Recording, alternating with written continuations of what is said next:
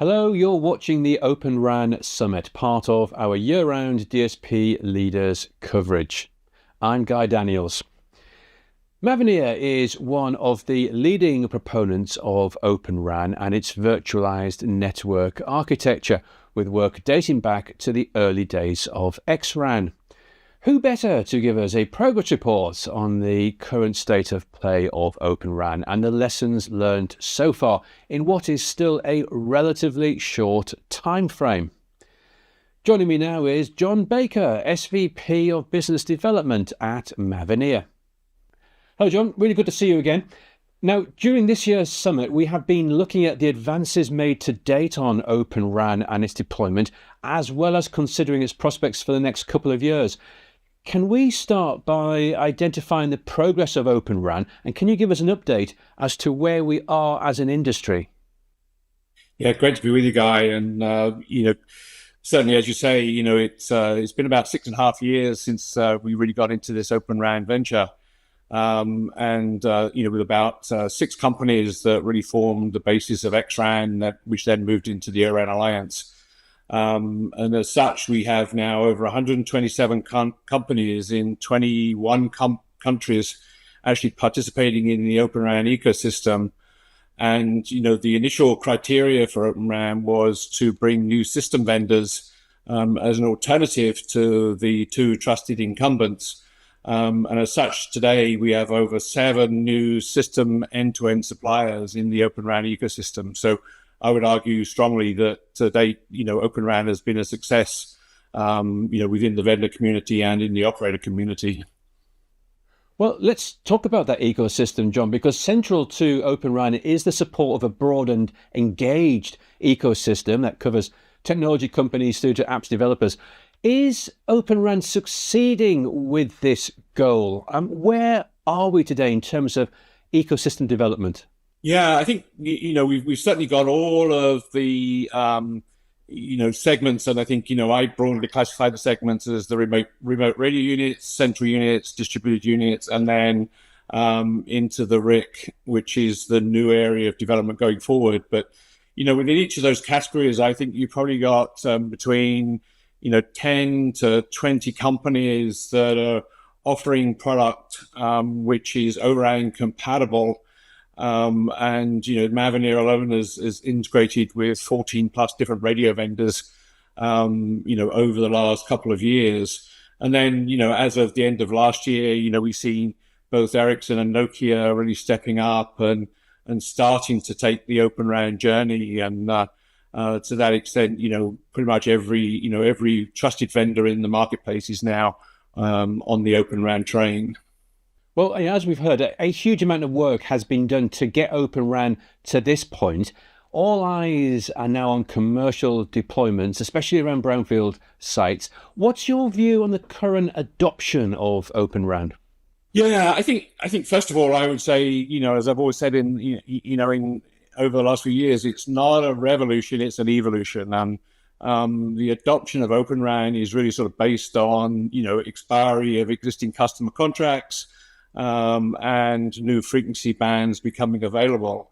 And, from a Mavenir perspective alone, we've seen deployments and contracts being led in with the likes of Deutsche Telekom, with Vodafone, VMO2, Dish in the US, which is still the largest and the fastest Open RAN deployment that's gone out there, with over 20,000 sites today, supported by Open RAN software. So, momentum is gathering, and we still see new operators coming into the deployment scenarios on a weekly, monthly basis. So we expect that to continue as existing incumbent vendors' contracts expire and operators make their decision between non-standalone 5G and standalone 5G.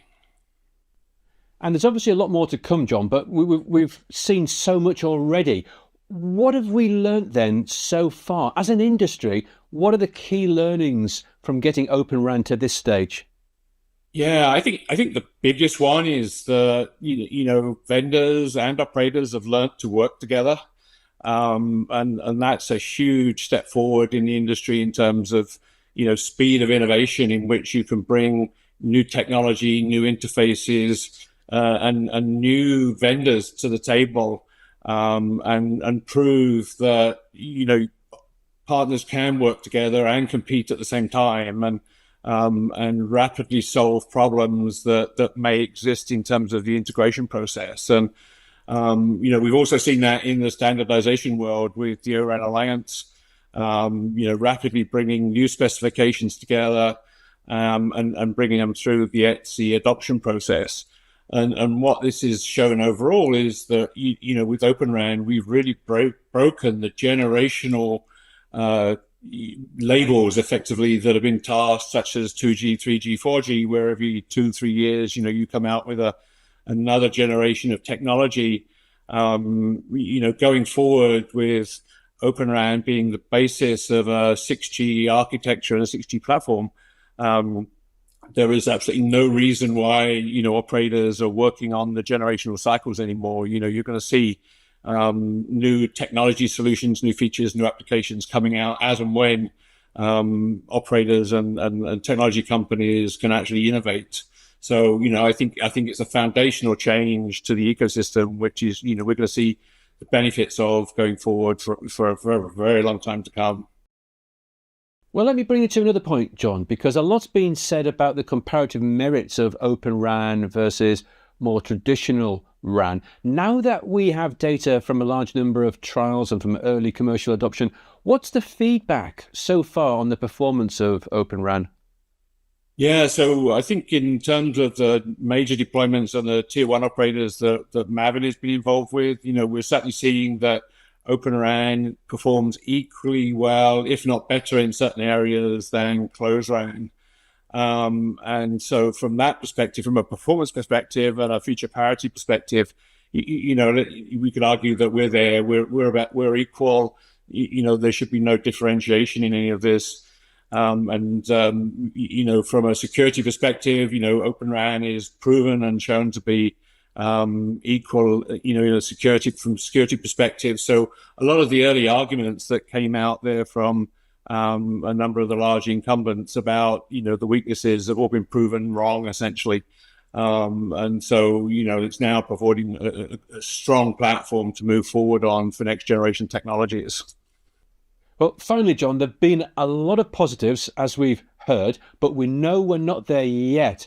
There's still work to be done on Open RAN. What would you say are the main challenges that still need to be addressed by the industry? Yeah, so there are two major challenges that need to be addressed. Certainly from a Mavenir perspective, we've been very vocal about a couple of these. One is actually product certification. I think, that, as you see in the ecosystem, there's 18 plus OTICs that have now been defined in the Open RAN ecosystem. But in reality, you've got to question whether the OTICs can actually carry out standardization from an accreditation perspective. Can you go and get a product approved in one OTIC, and then that approval process is accepted on a global basis? So we've got some teething issues there in terms of, accreditation of laboratories and commonality of approval processes across OTIC labs. And then the other sort of elephant in the room is the definition around, what is a DU, what is a CU, which is being sort of leveraged by the current incumbents to try and keep some exclusivity in the marketplace.